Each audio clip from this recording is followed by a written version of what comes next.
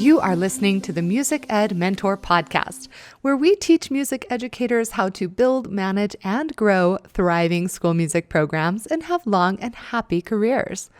I am your host, Elisa Jansen-Jones, and this week I'm also the host of the International Music Education Summit and 2 other professional development conferences online as well. These are worldwide professional development opportunities, and I am so excited to be able to facilitate so much learning for music educators like you. A little more than a year ago, I actually had to redefine, or maybe distill is a better word, what my mission and purpose is. We all should have a mission, right? A reason for why we do the things that we do. At some point in the last few years, my mission shifted from teaching students to love music to teaching teachers to teach students to love music. I decided to start using the power of online learning and the accessibility that it can give. After all you really need to learn online should be an internet connection. That meant if I was to be teaching music teachers online, I could help a much larger percentage of all of us. That's one of the reasons I started my blog, this podcast, ebooks, public speaking, webinars. So I chose to transition out of the classroom full time, though I loved my students and my administration and my coworkers and my job. But my mission shifted to helping more of you to fulfill your own missions. This idea of having a mission or a purpose behind your teaching, and really every aspect of your life, should be central not only to the conversation we're having today with my dear friend Shawna Long, but it should be something you think about every day when you step up into your life and into your role, whatever that happens to be. Having a mission or a purpose drives our actions, and it shouldn't be the other way around, where our actions are driving our mission. I feel like so many of us get lost in the minutia of action and tactic instead of strategy. When this becomes the case, we lose sight of why we do what we do, and we end up feeling like our actions have made no significance. Have you ever spent a day being busy and at the end of the day wondered, what was actually accomplished? It's our mission and our purpose that gives what we do significance. I want to encourage you to keep this in mind as we talk about transition in this episode. Right now in the United States, many of us are being forced to consider job transitions. We may have thought we would stay at the same school for 14, 15, 20, 25 years, and yet now our position is being cut or changed or relegated, and we're being forced to once again adopt a new reality. But I maintain that if we have a strong purpose, a strong depth of mission, then no matter what position we find ourselves in the future, we can also find ourselves completely fulfilled. We can still make a difference. So I have some background knowledge in transitioning between jobs, as you've discovered. I brought in my friend Shawna Long to support me in this conversation as well. Shanna is an award-winning music technology teacher who recently transitioned from teaching middle school music technology classes to teaching elementary. A teacher of her caliber, so celebrated for her successes, could have chosen any position that she wanted. Today, we'll explore why we might transition between jobs and how we can do it most successfully. I also want to say that we recorded this interview a few months ago, so if there's anything in it that doesn't feel particularly timely, please be forgiving and chalk it up to the fact that it was recorded previously. We also want to thank someone else, another organization, who has had a mission to help support music educators, and that is Smart Music. Smart Music has stepped up for music educators in this time of challenge in some of the most meaningful ways you can imagine. Not just giving free access to their software, though that has been helpful, They have been providing free educational opportunities and support to music educators around the globe, really hitting on the most meaningful and necessary topics. They help bring you this podcast as well, and for that, we can all be grateful. Most of all, I want to thank you for spending this time with me. I know how incredibly valuable every minute and every breath you take right now is. I hope this time you take for yourself. Listen and learn and grow. And if it applies to your situation, I hope you feel we come from a place of support so that you can fulfill your own purpose and mission, regardless of where you find yourself 6 months from now.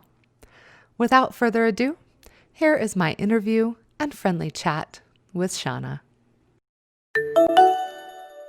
I am Shawna Long. I'm a general music technology teacher and arts integration specialist at Durbin Avenue School in Hopatcong, New Jersey. It's a little small town on the largest lake in New Jersey. Little tidbit of info, and we're about an hour west of Manhattan.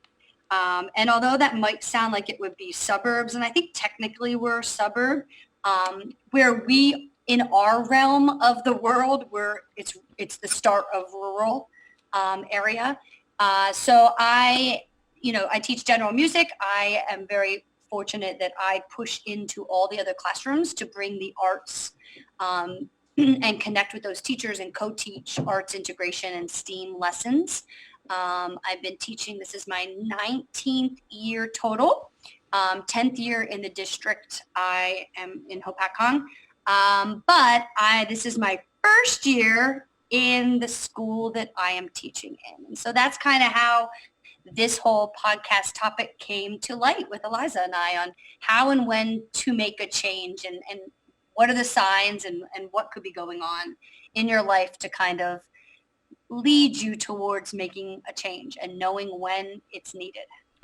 I feel like so many music educators who I've talked to recently have made lots of transitions in 2019. Yeah, I feel like I don't know what it is. And maybe it's that going into 2020, the new, decade or whatever. But I agree with you. I've heard of a lot too. For me, I've been feeling the itch for a couple of years. I had taught or been an administrator in secondary ed for 16 years straight, either high school or middle school. And I had been in the exact same school teaching middle school for 9 years, middle school general music technology. And so there's a lot of factors that can come into play to why, we've all got busy lives. And for me, my career started to take off in different directions outside of the hub of my school. And, our families, and my son was becoming of age where he's in school now. And there's just so many factors that people don't necessarily think of that could affect your career and what you do during the day. Mm-hmm. And you were even winning awards for your music technology teaching. Yes, I was. Yeah, so you can't say that it was because you were burnt out necessarily, or that you weren't being successful, or that you weren't being supportive, because you were rocking it. Yeah, no, yes, I was, in 2018, I got the New Jersey Master Music Teacher Award. 2019, 2019, I was the Time Music Technology Teacher of the Year, which was such an honor and blessing to be, recognized in that realm. And then I was given a New Jersey Governor's Award in Arts Education in May of 2019. And then this, and in the midst of it, right after that, I decided I'm going to shift. I'm going to go teach kindergarten and first grade general music. I had my program down to a science, literally, because I was teaching music tech and STEAM. But, sometimes there's other things that come into play, and I'm not the type of person, for those that know me, they know I'm not the type of person that dimes it in. Okay, I've got this down to a science and I'm just going to keep on doing it. I need to be growing constantly. And I guess that's a plus and a minus at times. And so I just felt like I needed a shift, and it wasn't, populations change within schools, and that can be part of it. Your student population changes, whether it has to do with they change the way scheduling is done in the building, or there's just an influx within the community that shifts the population. Or it could be like something random occurs where like the one school gets shut down physically over a weekend, and they move into your middle school, and it becomes K1, 6, 7, 8, and you get to know the staff, and you get to work with the littles, and you get to know the administrator, and you decide, you know what, maybe this is my next step. And that's like very, very brief kind of overview of how it happened for me. I didn't necessarily want to go to another district, and I knew what I didn't want, but I didn't really know what I did want. And that can be super scary. But I think that if you're open to opportunities, and I was fortunate that I was getting a lot of opportunities, but you have to be willing to kind of step back and really, the one thing I've learned is that everything I say yes to, I'm probably saying no to something else in my life. That's And a so good that point. also plays a role in like when you're going to make a huge change like I did. I mean, I haven't been with littles since my second year of teaching, and teaching is totally, I think it's very different now than when I taught kindergarten, first grade general music the last time. Now I'm doing tech constantly to support and to get the kids excited for the basic elements of music that I taught, 18 years ago. I'm still teaching now. I'm just approaching it in a different way. So for me, it was a fun challenge that I saw to kind of see how I could breathe new life into something I had already done. And honestly, I didn't really love it the first time around. So, most people, when they heard I was transitioning to K1, they're like, "Are you insane?" And I'm like, "Well, yeah, probably a little bit. Aren't we all in some way, shape, or form? We're music teachers. We got to be a little bit crazy to survive." And that's kind of a part of this, is like knowing when the craziness is too much or it's not giving you what you need, that you need to find something else. So I was open to any opportunity, but then being able to kind of sit back, reflect, and really own it. And I was getting a lot. I was burning the candle at both ends for sure, with getting the awards and then getting more offers to do different things, to write and to be featured and to give workshops and do things. And I came to a point where it was like, okay, there's only 24 hours in the day. My days haven't gotten longer, and I still only have X amount of hours at night with my son when I get home from work and he gets home from school. And so how do I want to live that life, and how am I going to balance it with Right. what I need to do during the day for my full-time job and all the extra consulting and things I was going to do. So I also think one tip that I found super helpful, and that has really been one of my life-changing decisions, was any email I get or offer I get or phone call or whatever it is asking me if I want to do something, I do not respond for at least 24 to 48 hours. And I have found that because my first instinct, because of my personality, is yes, because I want to share what I do with the world and I want to help others, and that's just who I am. And so, but coming to that understanding, like I need to sit on it for 24 to 48 hours to make sure I still feel the same way about it. Because if you kind of sit back before you respond, I find that I sometimes respond differently. And I'm okay with saying no, because I've given myself the time and space to be okay with saying no, and understanding like, well, if I had said yes, then I might not be able to enjoy an afternoon watching a football game with my son. Instead, I'd probably have my laptop open and I'd be working while we watch the game. And there's a difference between those two scenarios. Yeah. That makes sense. And I want to just kind of flip our conversation backwards, because I Okay. feel like when we talk about transitions, we always start with, why we feel like what our situation might look like, and then how to get through the transition. But I want to start after the transition has already happened, and the Uh-huh. things that we might have in the way, like fear and guilt, because I know that a lot of people will stay in a situation that maybe isn't the best for them to thrive, based on fear or on potential guilt. And to be fair, I have experienced a fair amount of guilt lately, not being in the classroom.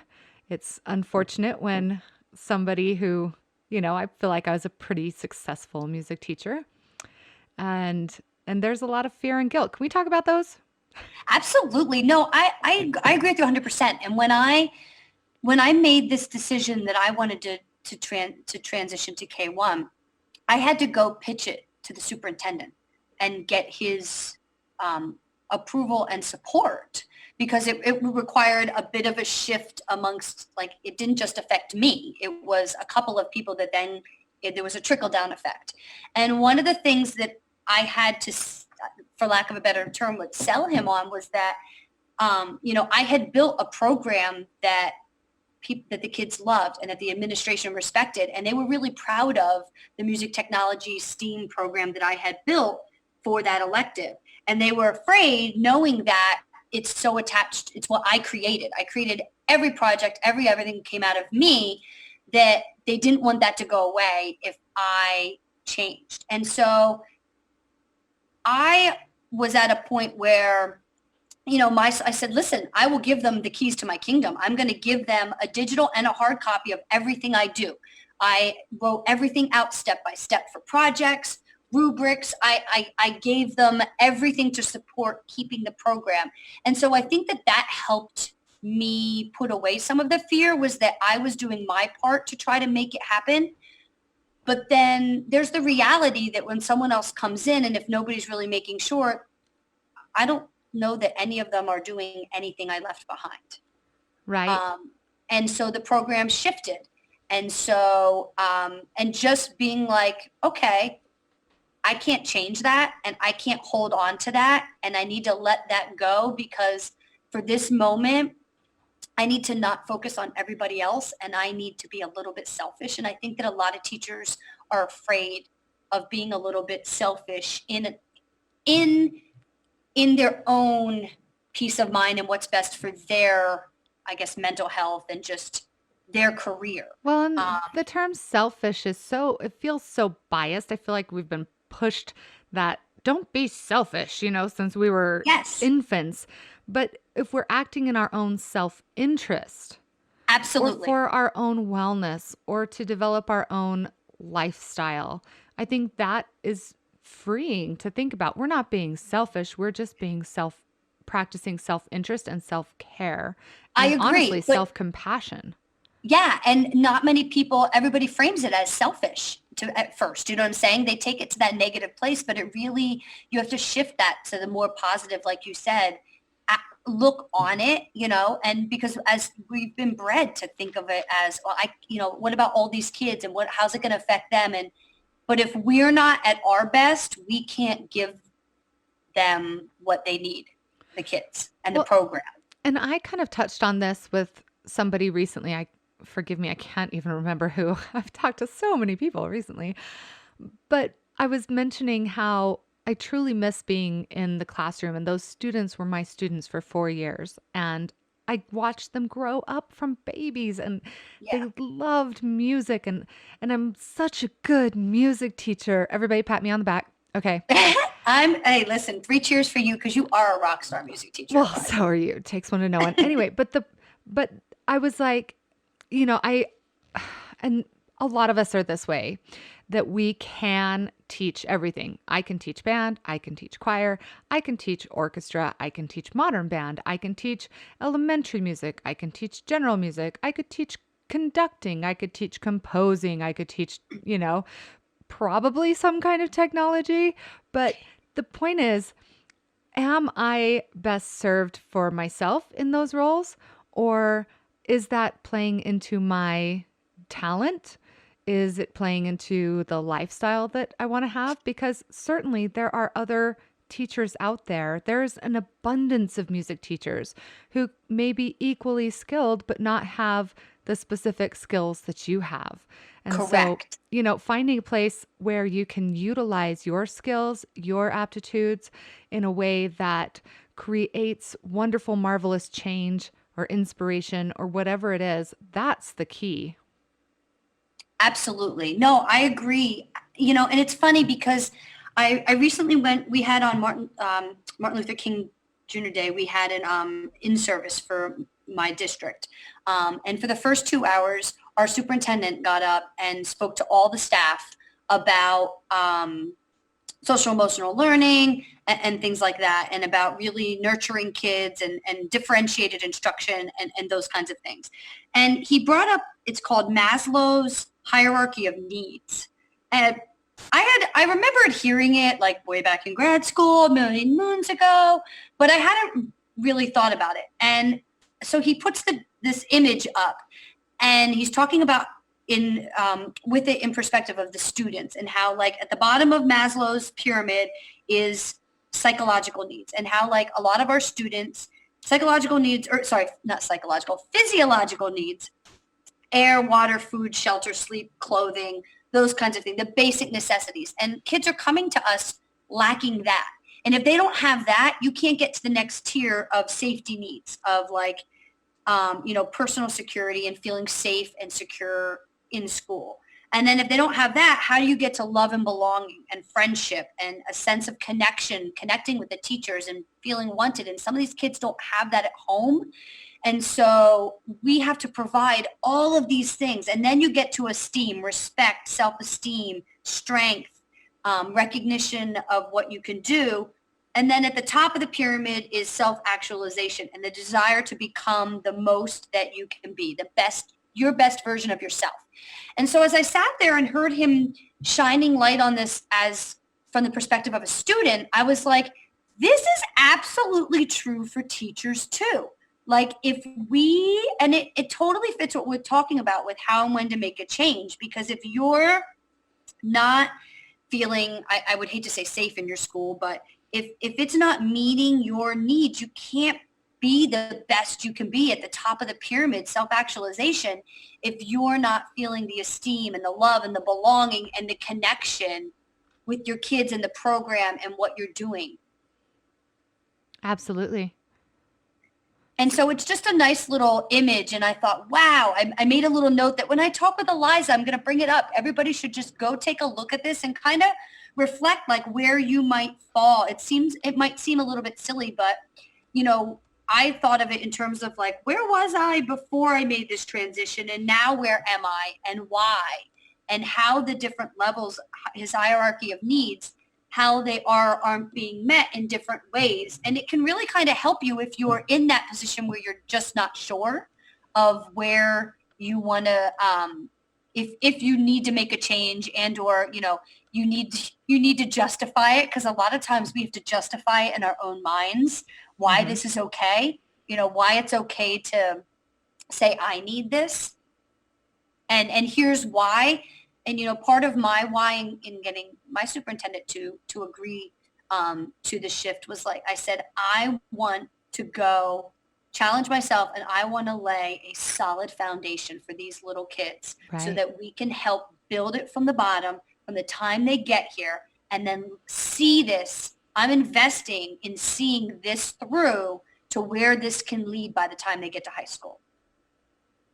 Yeah, that's awesome. By the time you get them in middle school, they already have some kind of foundation and you have to almost reform them if you need to. Absolutely. Absolutely. Yep. And K1, oh my God, that's so fun. Yes, it is so fun. I am just having a blast at just seeing them. I mean, today they discovered the definition for timbre through different activities I had them do. And to see the excitement in their faces to tell me what timbre is like a moment I never thought would be like warming my heart beyond belief that you can lead. And I guess that fits with the way I approach teaching is like, don't always tell them, let them experience it, then pose a question that they have to connect the pieces of the puzzle together to answer that question. And so mine today was, what is timbre? And it's so fun to see them like excited to talk to me about timbre and rhythm and beat and pitch and like use these music terms, and they're little 5 and 6-year-olds. Like it's amazing. It's amazing. Yeah. I know. Nope, no guilt here. Okay. So let's talk about some of the signs that you might have that you need to transition. And we aren't just talking about, I mean, there's different levels of the transition. There's like you going from one job to the next in the same district. There's maybe staying in your same state. You could just change teaching assignments. Right. Like I started my career teaching band and orchestra and then transitioned to just band. Or maybe you're going to change to elementary. So you're going to stay kind of in the career field. And then there's transitions like out of music and into maybe music support services, which is how I see what I've done. I've gone from teaching in the classroom to teaching teachers to teach in the Right. classroom. So kind of a professional development, teacher support, which is still kind of in the same realm of existence, right? Yeah, absolutely. And then there's leaving the profession entirely. But how do we first recognize the signs that we need a change? I think that, I think it's very personal. And I think that, you know, you have to really be, I'm a very reflective person in general. So, I mean, that's a double-edged sword. But I try to focus on the positive side of that. And so I was definitely, I was doing so much because during the school day, I had my 3-year program down to a science, and it kind of, I knew what I was doing when and what came next. And I could go through the motions.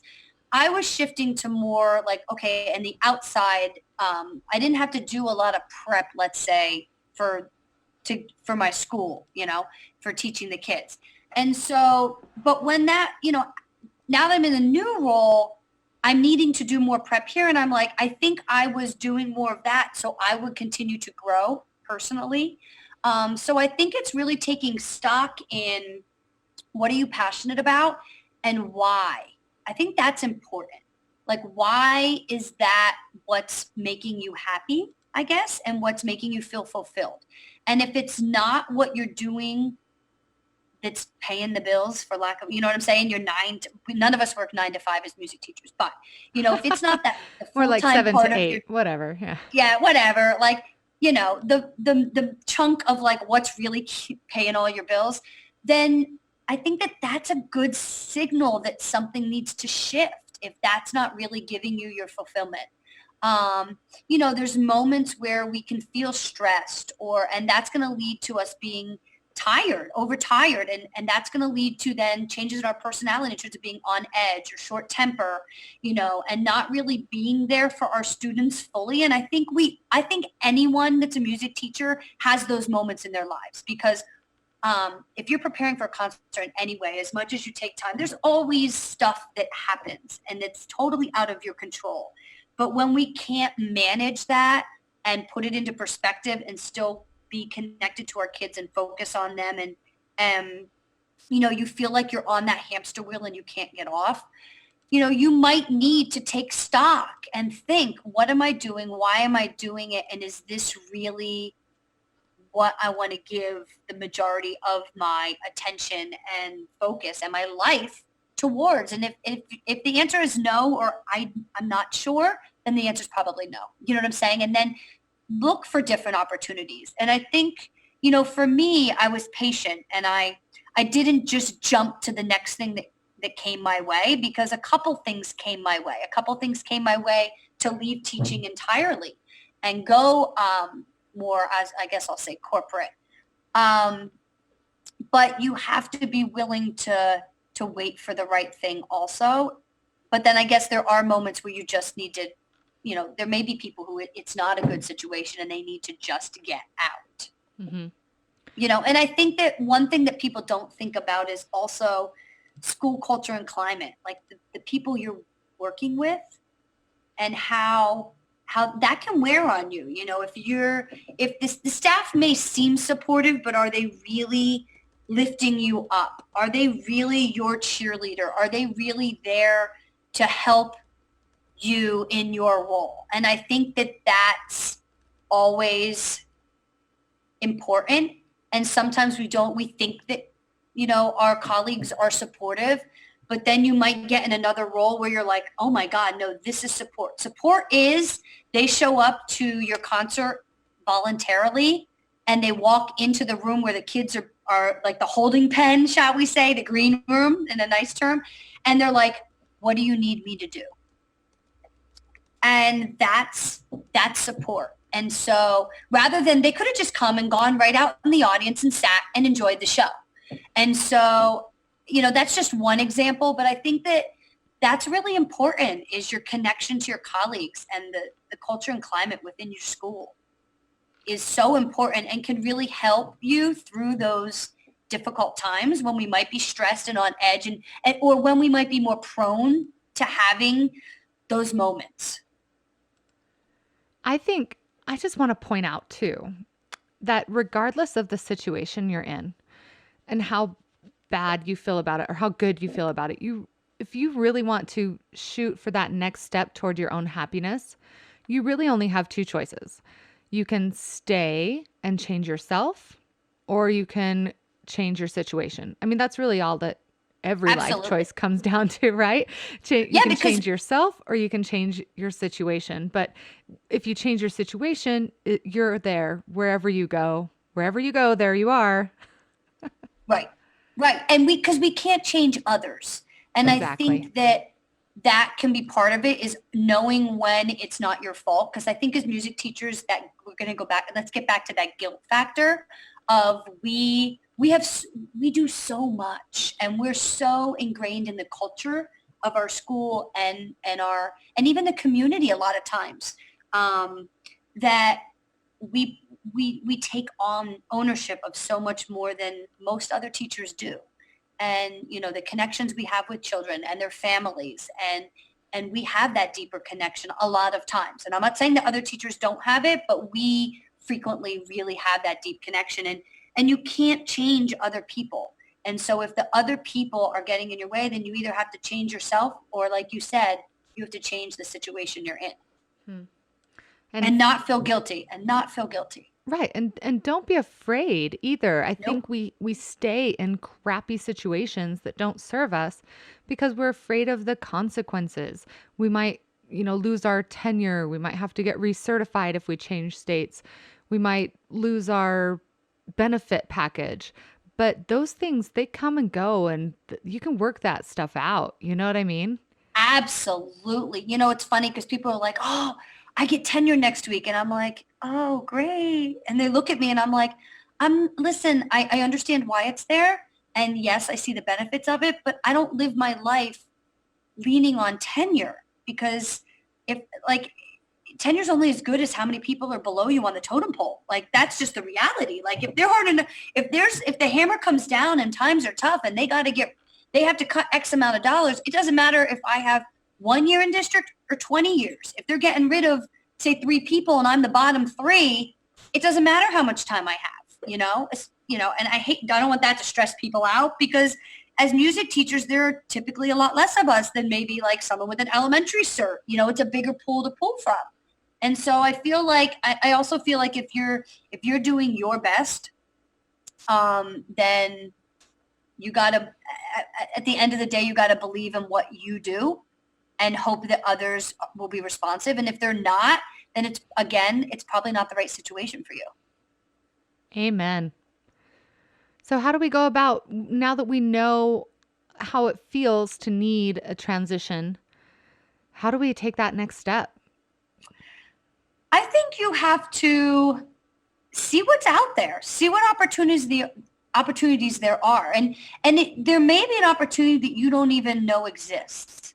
And so I think that just having good conversations with people and being active, like on social media, and being active in your state music educators association at conferences, and listening to podcasts like this, it gives you a way to get out of your own bubble. And that I think as soon as you start getting out of your little bubble, which as music teachers, we're so busy that we can get very stuck in our little bubbles. My new classroom is amazing, but I have no windows.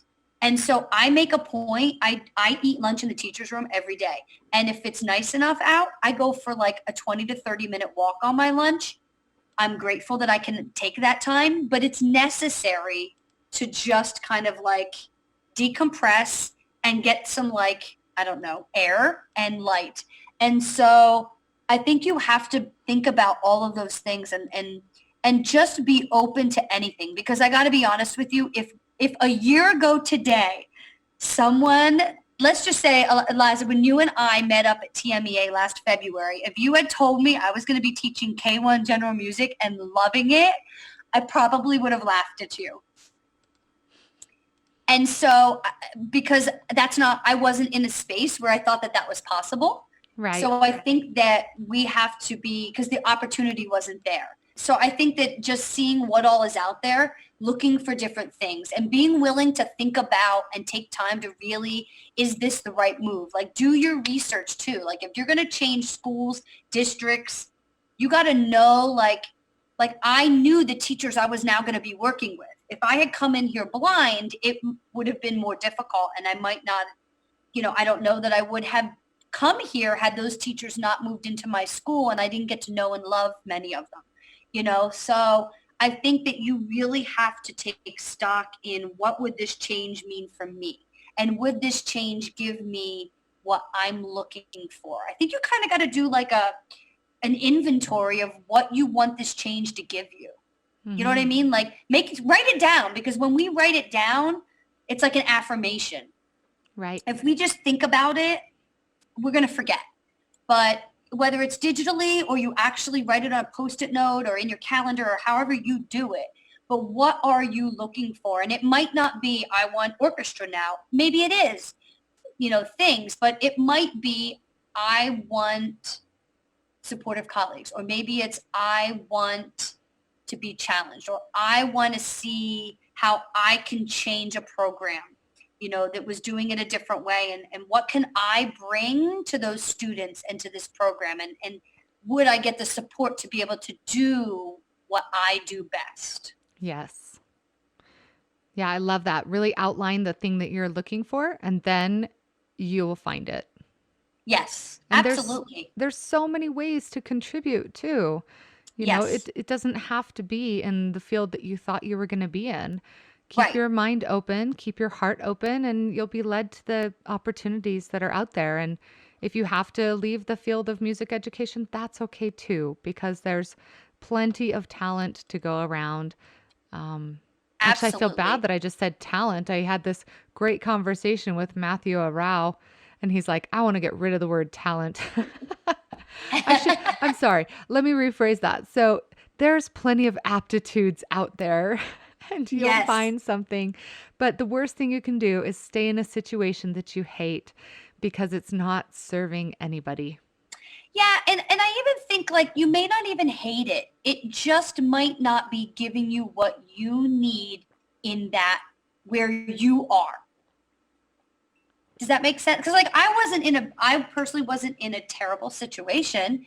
It just wasn't, I guess, giving me exactly what I needed. And I just felt like I needed a shift. But do you feel like you're a more effective teacher now that you've made this shift? Now that you're in a better place for you? Yes, yeah, I do. Yeah. I think I am an even more effective teacher now in what I'm bringing to this situation and where I am. It's amazing when we actualize ourselves and we finally feel like we're in the space where we belong, how much better we function and how much better we truly serve. So realistically, we can go back to when we first started this episode and we're talking about selfishness, right? Yeah. Well, by serving ourselves, we truly can serve others better. So by creating a better lifestyle for ourselves, a better situation, we're actually serving others more effectively. Absolutely. And I'm a firm believer in everything happens for a reason. Mm-hmm. And so I think that's, you may not always know exactly why, but I feel like it's and it maybe never, but after the dust settled and I was moved into my classroom and I got into my groove, that initial, like, oh my gosh, everything is new and these littles, and I haven't been with the little ones. And once everything settled, I started to really be able to reflect upon wow, how I got here and some of the reasons I didn't even actualize or even they were in my subconscious. I didn't even consciously understand everything that really played a part in my decision and how I felt and where I was. I didn't even really necessarily, I can speak about it more now reflecting back, but in the moment, sometimes it's hard to really step back and know different ways that you feel. That makes sense. Well, I'm going to leave some resources on many of the things that we talked about, including if you do want to transition out of your job, I have a free download that is 7 alternative jobs for music educators. So I'll drop that in the show notes page. And any final words, Shauna, because this has been amazing. Oh, no, listen, trust yourself. Trust that no one knows you better than yourself. And just believe in what you can do and just follow your dreams and follow where the path life leads for you that you may not know where you may take a fork in the road and you don't know where it's going to take you, but just trust that what you bring to the table is going to make it awesome. And if not, you know what, you figure it out and you take another fork and don't worry about it because, we're all just trying to do the best we can with what we have. So get out there and kick butt. I truly hope you enjoyed spending this time with Shauna and I. May you stay well and stay centered on your mission if you do have to transition. I feel like that could almost be turned into a song. Mission, transition. If you're on a summer break, I hope you really give yourself a break and a ton of grace right now and time to heal and reflect. I feel so completely humbled and honored to have a small part in your life. I hope that you enjoyed this episode and that it gave you some strength and some insight. Until next time, my friend, keep teaching on.